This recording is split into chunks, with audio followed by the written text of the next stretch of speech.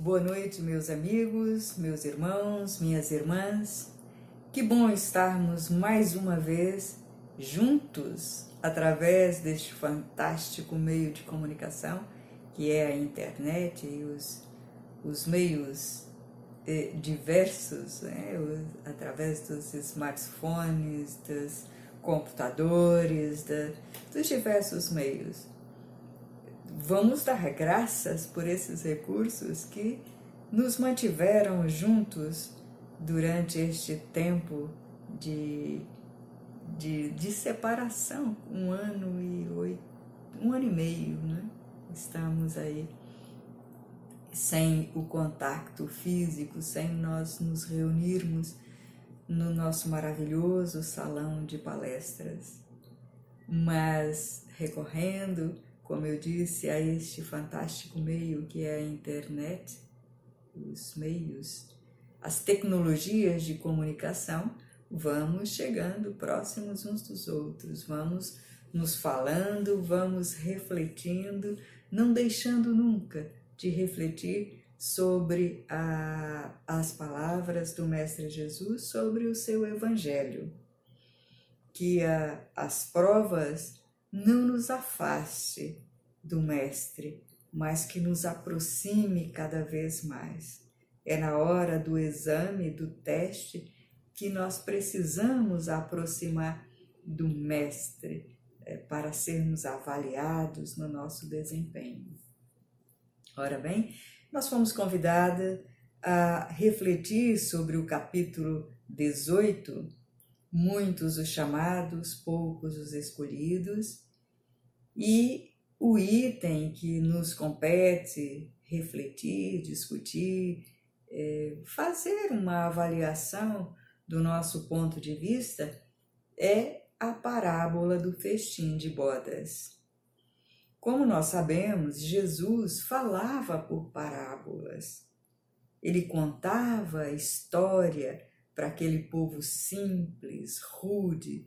A melhor maneira que ele encontrou de chegar, de tocar os corações daquela gente foi através das histórias que nós passamos a chamar parábolas. Ele pegava os recursos da época, as palavras, os termos que o povo entendia.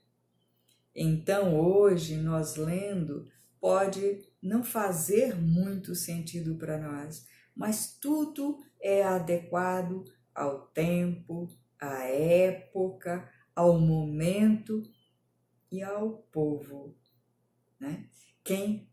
Quem éramos nós naquela época? Qual era a nossa capacidade de compreensão da palavra do Mestre? Se ele falasse em outros termos, talvez não compreendêssemos. Eu estou falando compreendêssemos porque éramos nós, aquela gente, né? Éramos nós, fomos nós, estávamos lá. Então, a parábola do festim de bodas. Falando ainda por parábolas, disse-lhes Jesus: o reino dos céus se assemelha a um rei que, querendo festejar as bodas do seu filho, despachou seus servos a chamar para as bodas os que tinham sido convidados. Estes, porém, recusaram ir. O rei despachou outros servos, com ordem de dizer de sua parte aos convidados: preparei o meu jantar, mandei matar os meus bois e todos os meus cevados. Tudo está pronto, vinde às bodas. Eles, porém, sem se incomodarem com isso, lá se foram. Um para a sua casa de campo, outro para o seu negócio, outros pegaram os servos e os mataram, depois de lhes haverem feito muitos ultrajes. Sabendo disso, o rei se tomou de cólera e, mandando contra eles seus exércitos, exterminou os assassinos e lhes queimou a cidade. Então disse a seus servos: o festim das bodas está inteiramente preparado. Mas os que para ele foram chamados não eram dignos dele. Ide, pois, às encruzilhadas e chamai para as bodas todos quanto encontrardes. Os servos então saíram pelas ruas e trouxeram todos os que iam encontrando, bons e maus. A sala das bodas se encheu de pessoas que se puseram à mesa. Entrou em seguida o rei para ver os que estavam à mesa. E dando com um homem que não vestia a túnica nupcial, disse-lhe: meu amigo, como entraste aqui sem a túnica nupcial? O homem guardou silêncio. Então disse o rei à sua gente: atai-lhes as mãos e os pés e lançai-o nas trevas exteriores. Aí é que haverá prantos e ranger de dentes, porquanto muitos há chamados, mas poucos escolhidos. São Mateus, capítulo 22, versículo de 1 a 14. Interessante essa parábola, não é? Vamos lá, vamos trazer para a nossa época, assim, de uma forma meio rudimentar, mas vamos trazer para a nossa época. Vamos imaginar que uma pessoa importante resolve fazer uma grande festa. A pessoa mais importante da cidade, uma grande festa. Ele vai matar os seus bois, fazer lá uma grande churrascada, os seus cevados, né, os seus porcos, os seus cordeiros, coitadinho dos bichos, né? E vai fazer uma festa e resolve convidar algumas pessoas. Então ele manda os seus empregados ir às casas das pessoas para convidá-los. Só que ninguém aceita o convite. Estranho, né? Ninguém aceita o convite. Aí o rei disse: vamos lá, vamos às outras pessoas. Despacha outros servos com ordem de dizer: preparei o jantar, está tudo preparado, o banquete está servido, venham para a festa, vamos festejar, é um grande dia, é um grande momento. Mas o que acontece?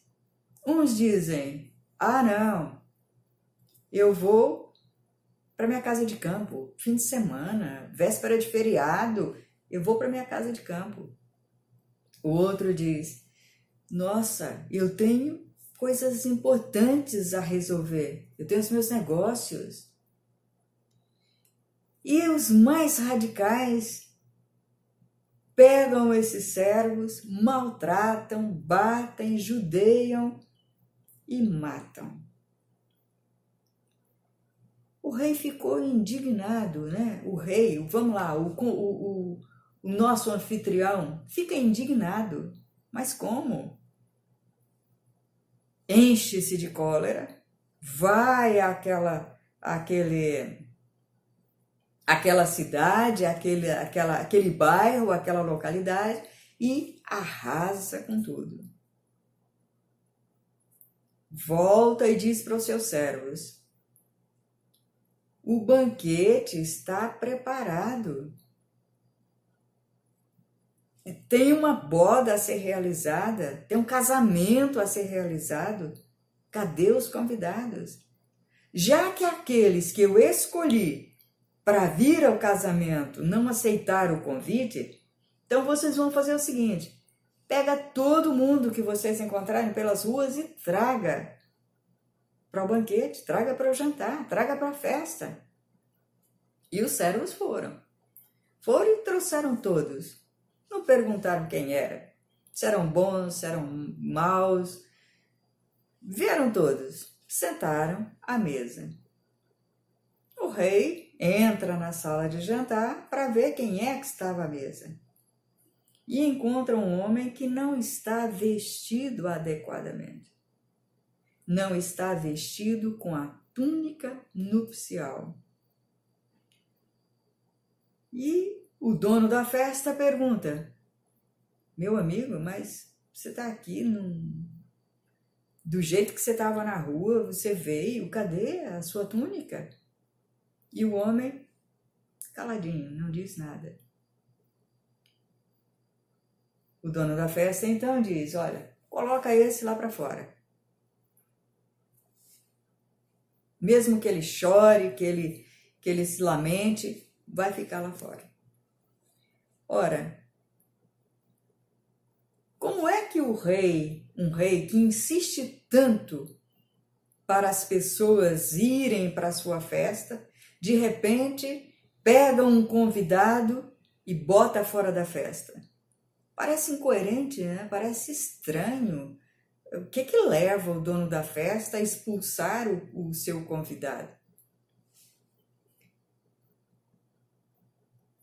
Esse é um paralelo que a gente faz entre a parábola que Jesus contou naquela época e como é que poderíamos ver esta história nos dias de hoje.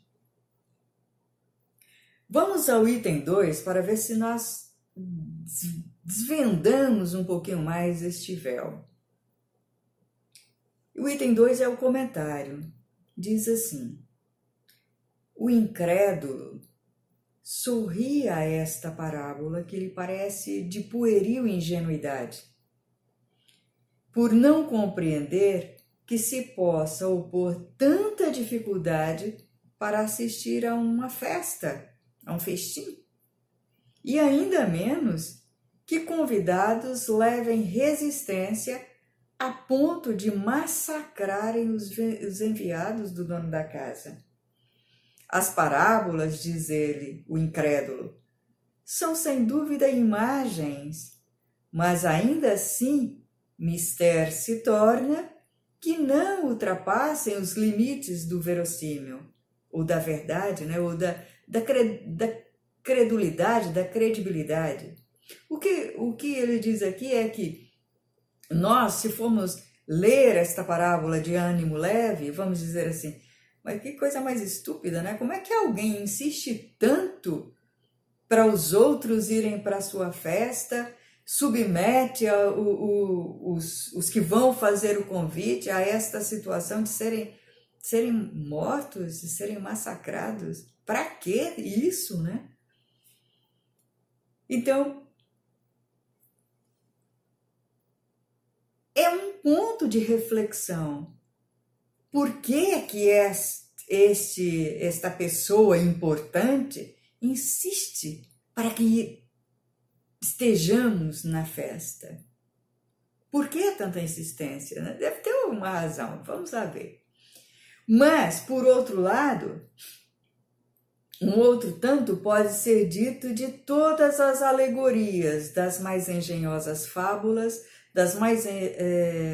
se não lhes forem tirados os respectivos envoltórios. Então é isso que nós estamos fazendo, tirando o véu da parábola para que possamos compreendê-la, para ser achado o sentido oculto. É interessante estas histórias, as parábolas, né? As fábulas, para nós entendermos o que está por trás. Então vamos desvendar, tirar o véu. Jesus compunha as suas parábolas com os hábitos mais vulgares da vida, como eu disse lá no início, né? E as adaptava aos costumes e ao caráter do povo a quem falava. A maioria delas tinha por objeto fazer penetrar nas massas populares a ideia da vida espiritual, parecendo muitas ininteligíveis quanto ao sentido, apenas por não se colocarem nesse ponto de vista os que as interpretam. Então temos que ter muito cuidado. Jesus estava falando do ponto de vista da vida espiritual. Ele não estava falando da vida terrena, mas para aquela população, para aquela massa, eles só entendiam o concreto, eles só entendiam do ponto de vista da experiência deles. Então Jesus baixava, né, para tocar o coração daquele povo. Nesta parábola que tratamos, Jesus compara o reino dos céus, onde tudo é alegria e ventura, a uma festa, a um festim.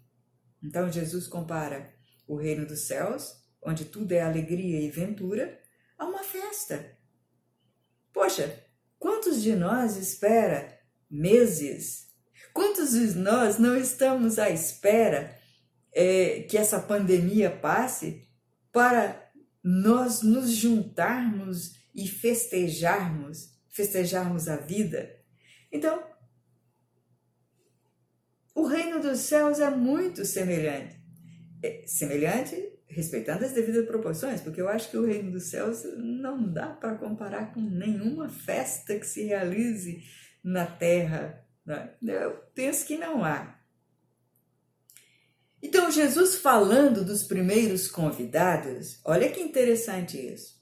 Jesus falando dos primeiros convidados, ele está se referindo, aludindo aos hebreus, que foram os primeiros chamados por Deus ao conhecimento da sua lei. Deus, então, escolheu primeiro os hebreus para dar a conhecer a sua lei. O que os hebreus fizeram?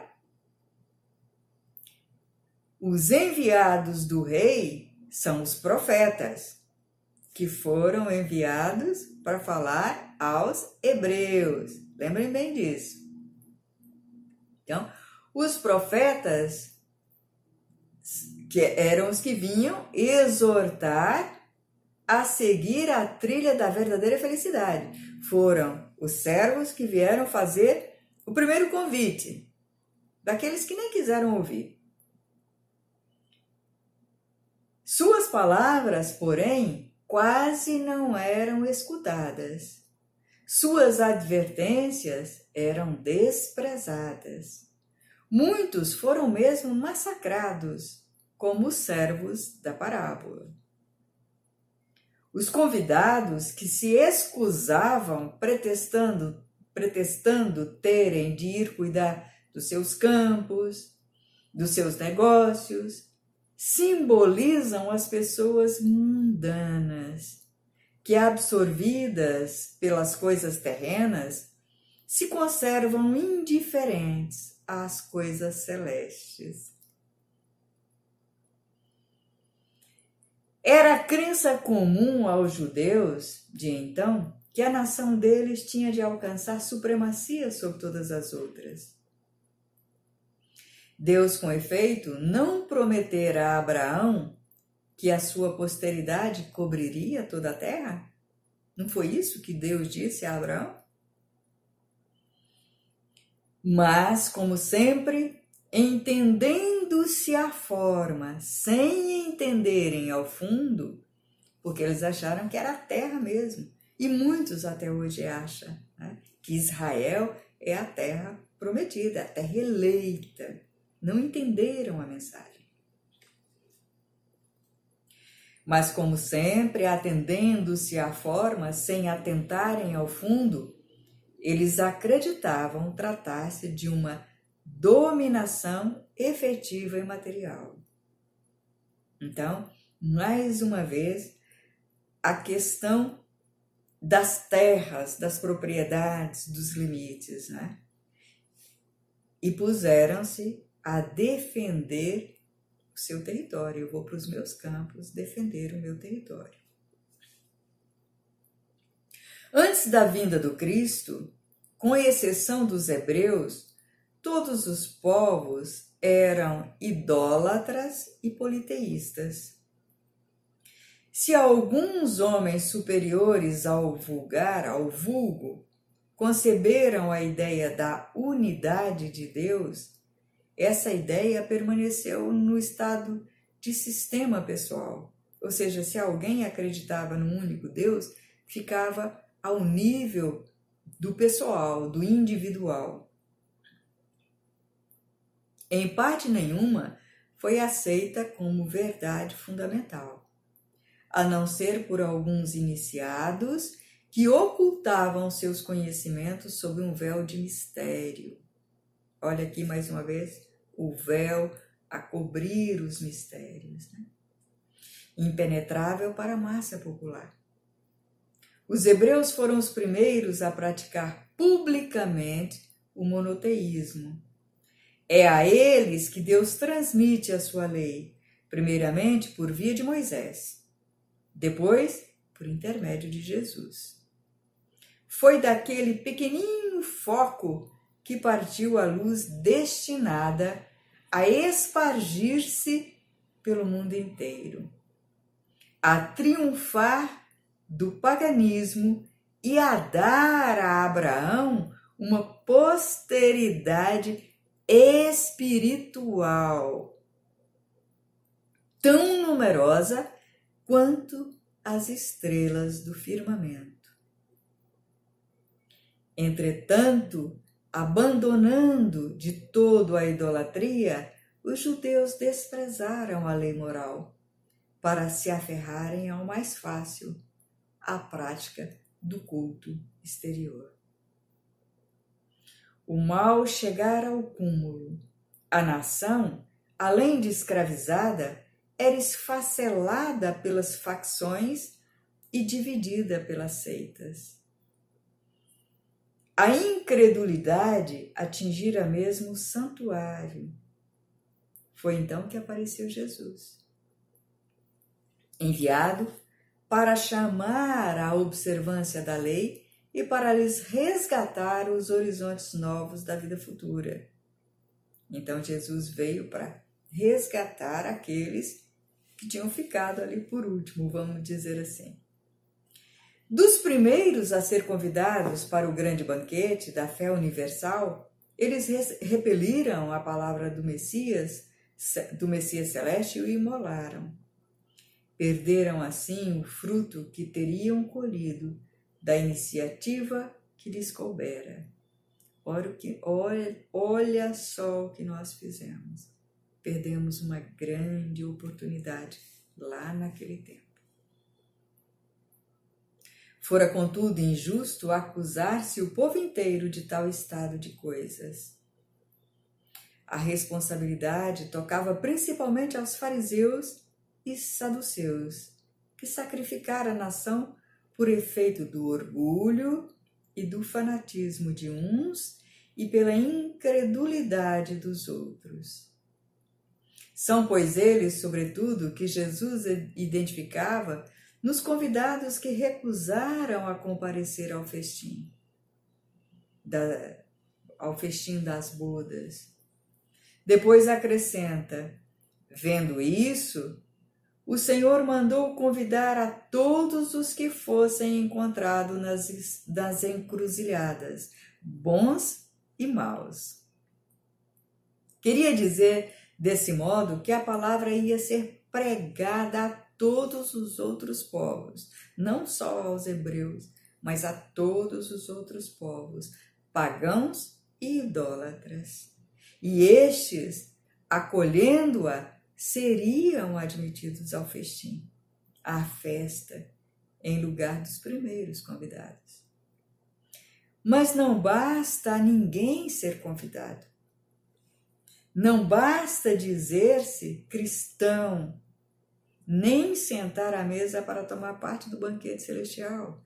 O que ele está dizendo aqui não adianta a gente dizer que é cristão, que é católico, que é evangélico, que é espírita.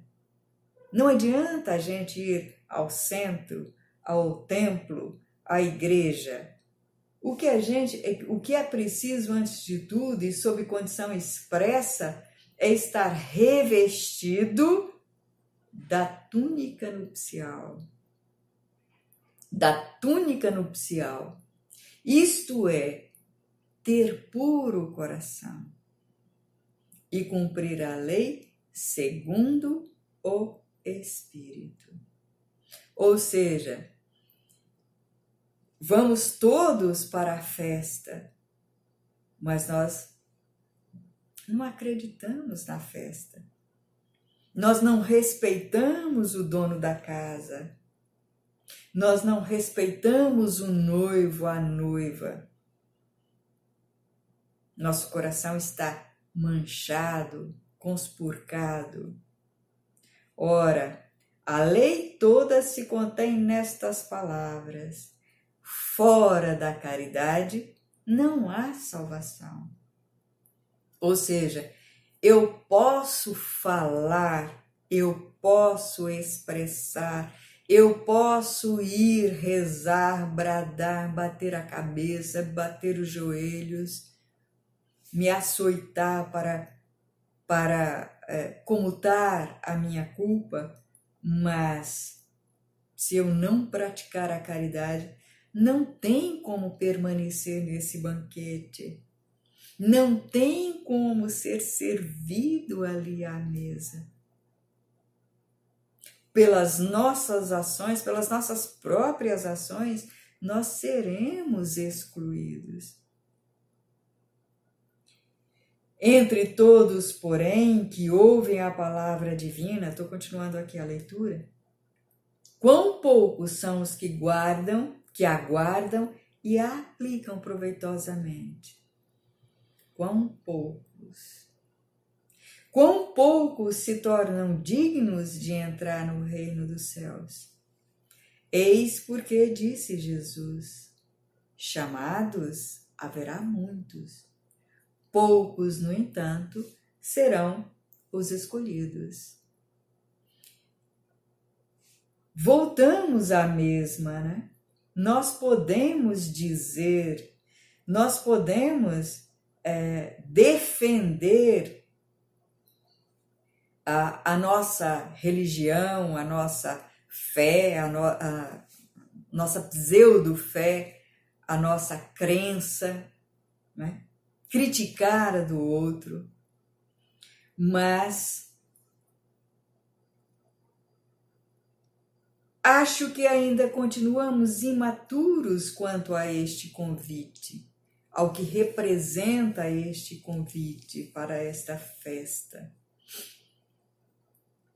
Será que se Jesus Cristo voltasse hoje falando as mesmas coisas que ele falou há 2000 e tal anos, será que nós aceitaríamos o convite? Será que nós estamos preparados para ir a esta festa? Será que estamos cuidando da nossa túnica nupcial?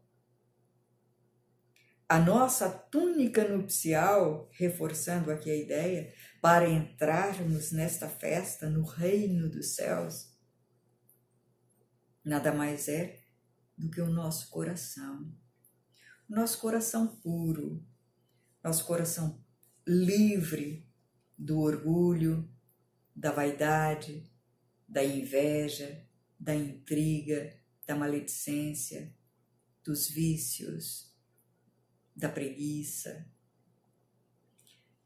da revolta, da culpa. Será que nós estamos preparando a nossa túnica, cuidando do nosso alto amor, da nossa autocompaixão? Será que estamos olhando para o espelho? Vamos aqui usar uma metáfora, tá? Estamos diante do espelho a prepararmos-nos para esta boda? Será que estamos a limpar a cara, a limpar a alma, a limpar os pensamentos, a limpar o coração e colocando nova vestimenta? Amor próprio, respeito próprio, autocompaixão, benevolência para consigo mesmo, indulgência para consigo mesmo. Por que eu falo isso? Porque se fora da caridade não há salvação, a primeira caridade que devemos demonstrar é para conosco mesmo. Eu, em todas as minhas intervenções, eu digo, não podemos dar aquilo que não temos. Eu não posso ser caridosa com o outro se eu não for para comigo mesma. Eu não posso amar o outro se eu não tiver amor para comigo mesma. Eu não posso ser indulgente com o outro se eu não for capaz de ser comigo mesmo. Percebem? Percebem o arranjar, o vestir-se da túnica nupcial? O limpar. Se nós vamos a uma festa, vamos lá novamente fazer essa comparação. Se nós vamos a uma festa, nós compramos roupa nova, nós compramos sapato novo, nós nos maquiamos, nós tomamos banho, maquiamos, perfumamos, vestimos a nossa melhor roupa. Por que é que não fazemos isto pensando na vida eterna? Por que é tão difícil nos prepararmos para a vida eterna? Um convite ao reino dos céus. Meus irmãos, esta parábola ela é belíssima porque nos traz de encontro com aquilo que nós afirmamos, apregoamos quanto à nossa fé, quanto à nossa prática da caridade, do amor ao próximo, do amor a nós mesmos. Lembra lá? O rei entra no salão e vê alguém que não está vestido com a túnica nupcial. Quando nós estivermos na presença de Deus, da nossa consciência, será como é que nós vamos nos ver? Será que nós vamos nos ver vestidos com esta túnica nupcial de pureza? Ou vamos ser desnudados dos nossos farrapos?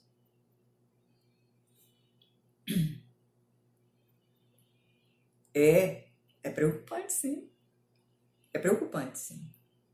Por isso, vamos voltar o nosso pensamento, pedir forças, submetermos-nos com resignação às provas que se nos apresentam. Nós temos aqui, estamos ainda em teste com esta pandemia. Como é que está a nossa avaliação? Fizemos várias provas aí, vários testes, né? Como é que nos saímos? Tiramos um 2, um 3, um 10, um. Qual foi? Fomos reprovados?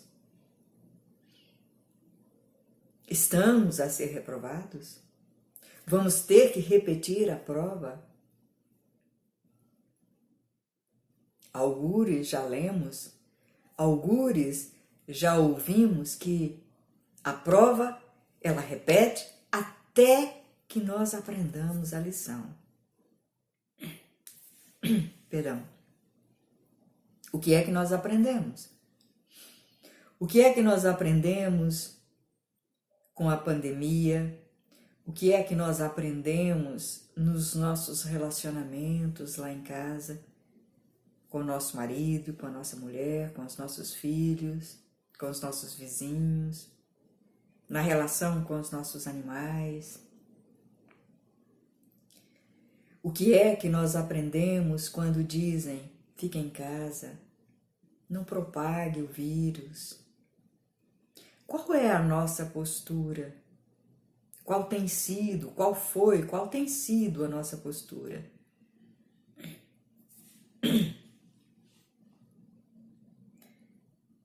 Muitos viraram as costas. Isso não existe, é fantasia. Outros puxaram pela teoria da conspiração, querem nos prender em casa. Eu não estou julgando, mas um convite à reflexão deve ser feito. Será que não foi um convite a uma festa? A festa do autoconhecimento? A festa da paciência? A festa do interrelacionamento? Boda tem a ver com casamento, né? O que é um casamento? Boda é uma festa entre famílias, entre irmãos. Como é que nós estamos nesta festa?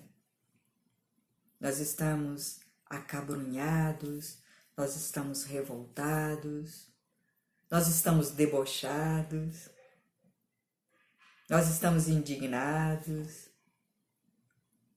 nós estamos negligentes. Como é que nós estamos? Eu não vou me alongar mais, mas o festim das bodas é uma parábola muito interessante para nós entendermos o que é que nós estamos fazendo com os inúmeros convites que nós temos recebido ao longo da nossa existência, da nossa vida. Temos recebido muitos convites, muitos. Se esta é a nossa melhor encarnação, eu fico muito preocupada com aquilo que eu já aprontei nas outras, com aquilo que eu ignorei, com aquilo que eu negligenciei, tanto com relação a mim mesma, quanto com relação aos meus semelhantes, ao planeta, aos animais, à fauna e à flora de um modo geral, ao planeta. O que foi que eu aprontei? Então, para finalizarmos este encontro de hoje, eu desejo que todos estejam atentos aos convites. Não recuse o convite. Aceite o convite. Mas para aceitar o convite, esteja preparado. Normalmente o convite vem com uma certa antecedência. Dá tempo. Estamos em tempo. Não olhemos o que fizemos no passado. Não diga que agora é tarde. Não, não é tarde. É sempre tempo. É sempre tempo porque nós temos a eternidade pela frente. Mas quanto mais rápido nós aceitarmos o convite e vestirmos a túnica nupcial adequada àquela festa, mais rápido galgaremos no convite, no convívio dos eleitos. Lembre-se, ninguém ficará para trás. O nosso destino é a evolução. Ninguém ficará para trás. Pode demorar o tempo que for, é uma escolha nossa. Mas é sempre para frente. Lembra? Ninguém retrógrado. Ninguém volta. Evolui. Nosso destino é a evolução e a felicidade. Portanto, meus amigos, meus irmãos, nós temos a obrigação de sermos felizes. Se não damos contas sozinhos, vamos buscar ajuda. Procura o padre, procura o pastor, procura o dirigente do centro, procura aquela pessoa que sabe um pouquinho mais que você, que tem uma técnica, né? Procure ajuda. Não estou acertando aqui, tenho dificuldade com o meu autoconhecimento. Tenho dificuldade em adquirir conhecimento. Veja, para nós evoluirmos existe um tripé: conhecimento, autoconhecimento e a prática do bem. Autoconhecimento, conhecimento e a prática do bem. Prática do bem, conhecimento, autoconhecimento. Prática do bem, autoconhecimento, conhecimento. Não interessa a ordem, mas esse tripé é o que nos sustentará. Ficamos por aqui. Que a paz do nosso Senhor Jesus Cristo, o amor da Mãe Santíssima, possa envolver todos e cada um. Até sempre, meus amigos, e em breve estaremos cara a cara, fisicamente próximos. Que Deus nos abençoe hoje e sempre.